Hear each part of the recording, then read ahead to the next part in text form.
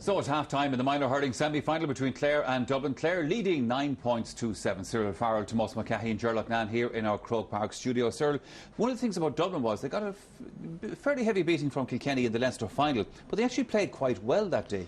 So this is a better team maybe than people give them credit for. Yeah, looking at the Leinster final that day, Dublin had a lot of chances, weren't able to score, and they had a lot of possession. And like looking at Kilkenny since, maybe we read too much into the game, like Kilkenny showed how good they were by the overpowered Galway completed. That puts in a completely different light. I would think at half-time, even though they're down 2 points, Dublin will be happy enough because they're completely, for the first 15-20 minutes, Clare were completely on top. Even though Clare are up to 2 points, they'll be hammering at them that they'll have to go on and win because they should be up a lot more. It's there for the taking, but you still would feel that Clare are going to push on and win the game. Well, certainly, Tomas, the way Clare started off, and one of the features, as I said to Gerlach now there a moment ago, was some of the point scoring in this game, and it was Clare earlier on that was getting some lovely scores. Yeah, they got lovely points, and I mean, I suppose when you look at the Clare team and you look at kind of the overall strength around the field, and there's some beautiful hurlers around there, and none better than the guy Tony Kelly at midfield, and I suppose up front as well there's some very nifty corner forwards play as well, and like this is great play by the full forward himself. He win a possession out in the corner.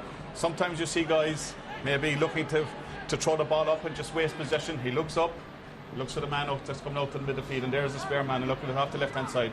It's a great score. And I mean, Clare, you would say at that stage, would have needed to push on. They were on top, they were dominating, and Dublin seemed to be very much overawed by them. They gave them too much room, too much space, and hurling certainly was winning out for Clare in that first 15 minutes, and get a couple of nice points, you know. Yeah, Gerlach Nan was pointing out this lad Tony Kelly that got that last point there to us, and what a hurler he is. But other lads able to take their scores as well. Yeah, you see Dara Keane there as well coming in on the act as well, and they pushed it further ahead. And I suppose, like at times when you get a couple of points ahead, there is Tony Kelly again. There is the chance that you might be going for points from impossible angles and stuff like that because you're not bringing the corner forwards or your full forward line into play, and so they paid a bit of price for that. They scored 9 wides in that period as well, though. So that was a lot of. I know there was some very good scores, but there was an awful lot of striking that went aimlessly wide as well. Yeah, Dublin changed their puck out a little bit and brought more of their players into the play, and then they started showing us Gerlach now that they could take their scores as well. Yeah, and that half-back line came much more into the game, and I noticed about that half-back line, they deliver really good ball into their forwards, low ball in front of the forwards.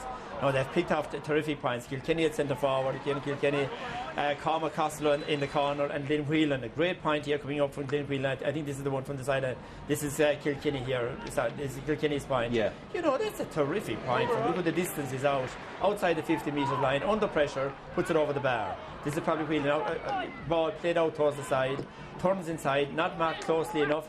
But look, you know, if that's done in the senior game later on, you know, we'll all say it's a great score. So that has been the feature of the game. But I think what brought Dublin back into the game was the score of the match. This is the score of the game. Costello. Costello is on probably Clare's best defender, Shane Moore. There's a brilliant battle between those two. Now Costello is a great player. That's the only score he's got so far, but it was a great score. He broke inside him another time, and Morey managed to battle him up. But watch that contest in the second half between Costello and Morey. Two really good cornerback, very good corner forward. This is going to be a great second half. Oh, it is, of course. Clare had a chance of a goal in that first half. You couldn't see a green flag not being waved here, Cyril. Yeah, well, you see, the thing is, like, they didn't pick up this long ball again from Tony Kelly. It's very, like, the other midfielder, Gavin, comes in into this. Now, this breaks lovely here. Now, here's Podge Collins, and he does the right thing. There's a little flick across, caught here by Gavin. But, like, you'll have to, the Dublin goalie, Eamon Dillon, came very, very fast. You'd imagine everyone shouting goal here. Beautiful pass by Collins. He does the right thing. Just catch your Gavin, number 8 midfield. No one picks him up, but fair play to the goalie, young Dillon. He comes out and saves a certain goal. He actually holds Dublin in the game. And you'd have to say, Michael, in the last few minutes, Murphy corner back and Sutcliffe centre back from Dublin, them two really come into it, and they're right back in the game. Oh, there's no doubt about that. Now, okay, now for the moment, let's turn our attention to the senior semi-final coming up later on. That, of course, is the game between Waterford and Tipperary, and looking ahead to that game right now is Joanne Cantrell, and she is joined by Donal O'Grady. And we already have some news as well, just breaking news. The Waterford team, Brian O'Halloran, the teenager, comes into the Waterford side in place of Seamus Prendergast.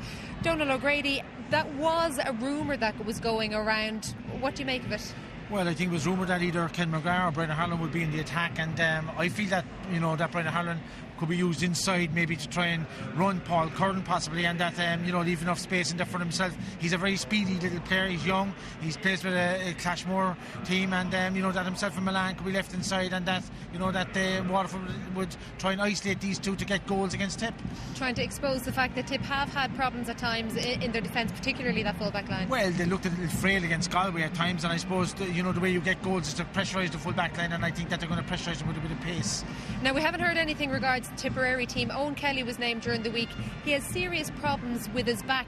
Is he still as vital for Tip for that he is fit for these games for them? Well, I think that he is, Joanne, and that you know, he's had problems with his back now for the last number of years, but I think that, you know, he's doing everything that he can to, you know, to play the games. But he's essential for them. He's their free taker, and he's also their talisman and the go-to man if they're in trouble. So without him, you know, I think that they'd suffer up front big time. Now, he has been named in the team, so we don't think he will be changed last minute. But who's going to win? Well, I think Tip will win a few points. I'm expecting a crack or tight game, but I think Tip will win in the end. Oh, we're hoping for a crack indeed. The throw-in is at 3:30.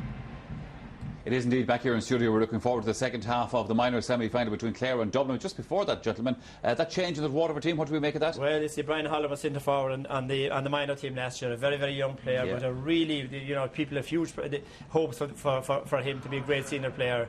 I was talking to Davey last week, and he was telling me how good he was going, so I was slightly suspicious that he might be on. You were actually talking I think the reason for it, the day might have a lot to do with it. Yes. That the Davey kept his options open. If you had a bad day today where you need somebody to win, if the big game was a bit slow, win high ball, Prendergast might be ideal. The day is fast. I think, John, the key here, right, is there's so much pressure that's been put on John Milan up there, certainly, that he needed somebody to read the game with him. He needed somebody to play off him and maybe take a little bit of pressure off him as well himself. I mean, the one area that Tipperary seemed to be vulnerable the last day against Galway was back in that full back line. When they were turned by the Galway forwards, they seemed to be under a lot of pressure. I know he's a good but it's a big ask. Listen to me now a second. He's going on against Paddy Staple, who's a very good hurler. And Mickey Cahill is underrated. Playing for UCC, this lad used to kind of call him kind of an animal. You'd love to have him on your team, in hard, tough, tight. Now, I know he's a good hurler, but like, it's a really big ask, and if it works, it's perfect. But if it doesn't work, like, you know, Cahill and Paddy Staple are very good hurlers. He won't be. They'll play a two-man full forward line, and people will be out the field. Prendergast in his own way, as George said, maybe the conditions of him do, but he's physically very strong. Hurler will a bit of pace, but he won't have the strength of Prendergast in there. Two tip cornerbacks. I can't see them being dragged out today. They're going to hold their line as well. But the only thing is, he'll be coming from deep today. He'll be coming in at pace to support Milan, and he has the speed to do that. Probably Seamus Prendergast hasn't. Yeah, I suppose it's true, like, but there'll be plenty of body tackles, and that might not suit. Oh, it's one we're looking forward to, and there's a man looking forward to it as well, of course. Former Taoiseach. Here watching, obviously, the Dublin Miners at the moment. 2 points adrift of Clare at the moment. That's Bernard John, of course, who was involved with the Waterford setup. Davy Fitz has brought him into the Waterford setup as a little bit of motivational stuff as well. OK, the Clare team are back out in the field. Dublin have been out for a while, so let's head back to the commentary box to rejoin Micheál O'Shea and Donal O'Grady. Gur magad Michael agus na fórna díadach take himachchan táidce chunta chláir díadach take himachchan is agus an taharús na bhí dianta gá clia well bhí Naoise McGuire ar a báid